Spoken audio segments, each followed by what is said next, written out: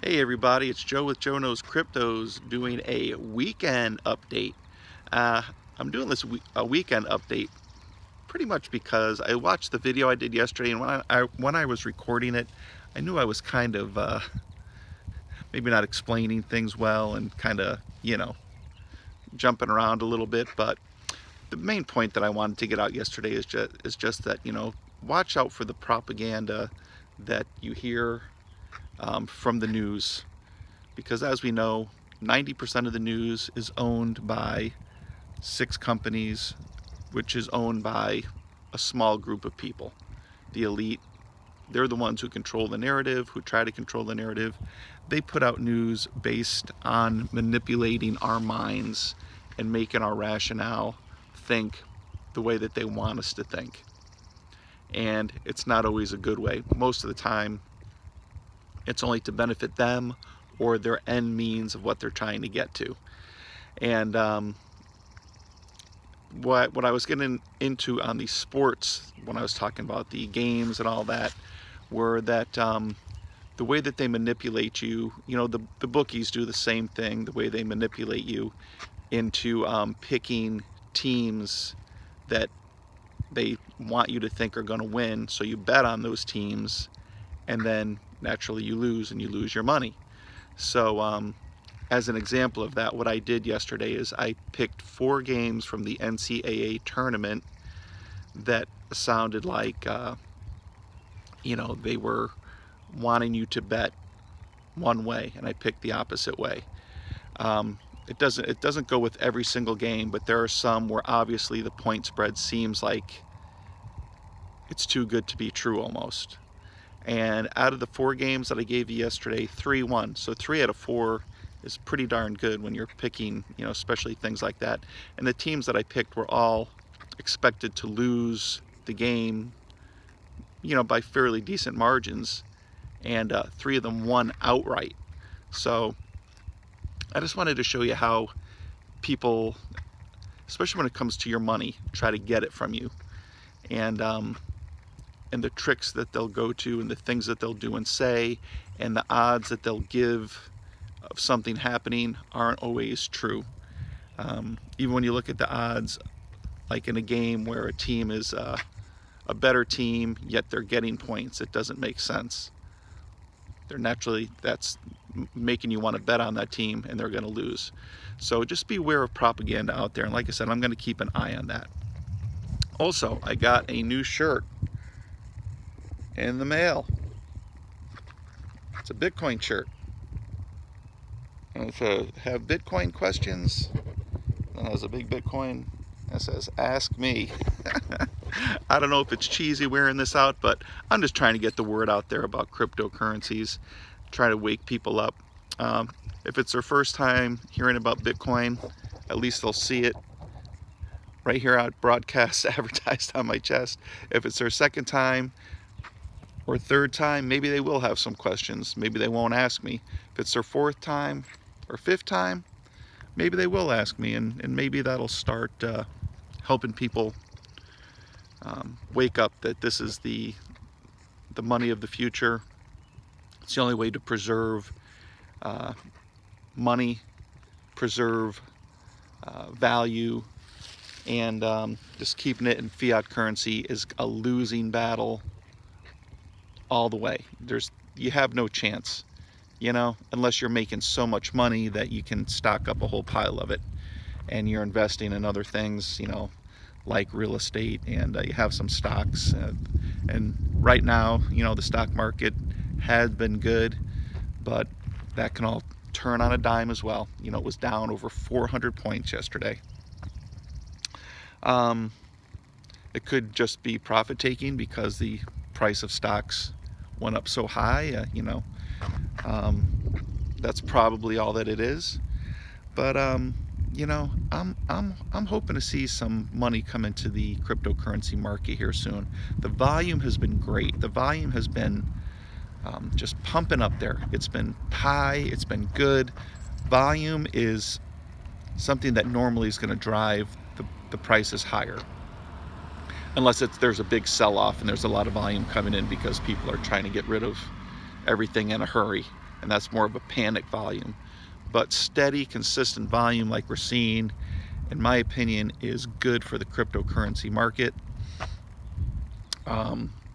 You know, it's like I said, it's just gonna be one thing that set things off. So cryptocurrencies had started to do very well. The kind of funny how things work out, that the week that Venezuela announces that they're going to start accepting Bitcoin and Litecoin, that their whole country loses power. They've been out of power for 2 weeks now. I mean, something fishy, something smells real bad there. I don't know. They're trying to do anything to keep people and keep this market from running up right now. We're kind of like the unstoppable force and the immovable object. Which one's gonna win? Well, I think that cryptocurrencies are the unstoppable force, and the elite think that they're the immovable object. But I think they're gonna find out, and I think they're finding out, that they can be moved. But in their mind, they're not used to losing, because they don't lose. They never lose. They have money. They control everything. They control the news. They control the propaganda. They own most of the real estate that's valuable in the world. They own all the central banks, except for in a few countries. Here's another funny thing that might move cryptos, and not maybe because of the positive spin on it, but something that might happen. So I follow all kinds of news, and then I try to form my own opinion. And so there's this, if you haven't heard of the Q or QAnon movement that's going on, I've been following it for 8 months maybe. But anyway, this Q is a person or a group, supposedly insiders connected with, you know, in supporting President Trump and the Patriot movement. And they give these posts, you know, regularly, and the posts are clues as to what is going on inside the government. And it's basically been about the corruption in government, almost like a, you know, how Anonymous, you know, would do those videos wearing their mask, you know, but Anonymous would basically come out and say, you know, we know what you're up to. Well, Q is a little different in the way that he, or that group, actually makes accusations and backs it up with usually tweets or news articles that they link to. And their thing right now is that, you know, all along Trump, there was never any collusion with Russia. It's all just a ruse by the deep state, or the elite and the bad people, trying to get him kicked out of office because he's an outsider and he's not down with their plan. And that Trump knows about this deep state and their evil ways. And there's I believe there's actually a lot of truth to that, because Donald Trump and his father were both part of the John Birch Society, which is a big freedom organization. And he was also good friends with JFK Jr., whose father, you know, got assassinated. And JFK Jr. had some cryptic things to say about, you know, the elites not getting away with what they did to his father. And, you know, it's kind of funny how he got killed right when he was going to run against Hillary Clinton. Not killed, you know, supposedly he died in his plane crash or whatever. That's all conspiracy theory, as far as if anything was done intentionally to him. But anyway, with QAnon, he's been posting lately that there's going to be a lot of arrests going on, and not just, you know, regular arrests, but it's going to be big network arrests, as far as people that are maybe not the elites directly. It'd be great if they were the elites directly, but sometimes you have to start with the small fish and work your way up to the big fish. And it's going to be a range from politicians, people in Hollywood, people connected to human trafficking. If you haven't heard of the Nexium cult, This was in the news maybe about 4 or 5 months ago. This was a cult in or a group in Hollywood that was involved in sex trafficking of young girls, and the leader of the group, after he had sex with them, they would actually brand them. There was actually an actress from the TV show Smallville, which was a Superman spinoff, who was one of the ringleaders in it. So Hollywood has deep connections into this type of sex trafficking, even though she's just, not a major star. It's just everywhere you look now in Hollywood. And of course, all these people in Hollywood hate Trump, either because he's going to be arresting their friends or them, or their friends influence them into not liking Trump. But I'm going to get off the Trump bandwagon here, because I know still a lot of people out there who don't really support President Trump, don't like what he's doing, even though they don't really have a good reason why. They call him a racist, yet he's helped black people more than any other president in the world history, besides maybe Lincoln. So anyway, guys, let's talk about Litecoin real quick. You notice all the cryptocurrencies are kind of just staggering and stuttering, and Litecoin still kicking. I think it's the only one in the top 10 in green today, up over $61. I have people coming on here calling it a crap coin, this, that, and the other thing. And, I don't know if they're just jealous, or they're blind, or they don't see that Litecoin is already being adopted. It's being accepted. It's got partnerships. It's got banking partnerships. It's got its own exchange through the bank.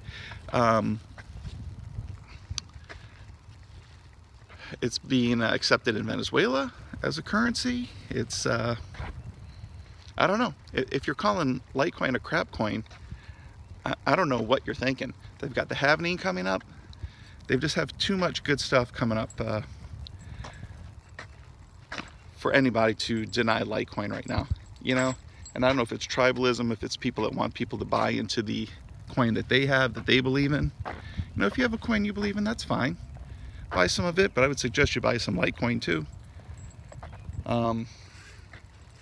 The other thing I worry about is that they'll have too many cryptocurrencies, and that people spread their money too thin, putting it into all these different cryptocurrencies, gambling, trying to make it big, which is fine to speculate a little bit. But in the long run, I just wish everybody would put some money into Litecoin and watch it go to the moon, and then speculate with a little bit of money on the side. But Litecoin is the winner, guys. If you're on other coins, that's fine, but I would definitely suggest you get some Litecoin. Litecoin is the right coin. That's right, Litecoin is the right coin. I just wanted to do a quick video today just to kind of clarify where I was yesterday, since it was kind of a, didn't really think it out. I usually don't. I usually just start talking when I come on here, but it was a little bit confusing, I think. So I just wanted to clarify it a little bit, and let you know just about how propaganda works and how they try to change your mind on things. And basically, when you think it's time to get out of Litecoin and cryptos, is probably the time to get in. And right now, it's a bear market. It has been a bear market. It's starting to turn around, but it's down so low, and they're still telling you it's time to sell. Come on. Come on. And then when it's at all times highs, that's when they'll be saying it's time to get in. Yeah, that's when it's time to get out. Everything goes in cycles. Long-term cryptocurrencies are going to be it. That's going to be it. Forget fiat currency. But just remember, these people are liars. They're liars. They're trying to steal your money from you. They're trying to get you to get out of crypto so they can get in cheaper. Don't fall for it. All right. Getting there 15 minutes here. So like, subscribe, share, kiss your wife, your girlfriend, hug your kids, pet your pets, and God bless you. Jono's Crypto signing off.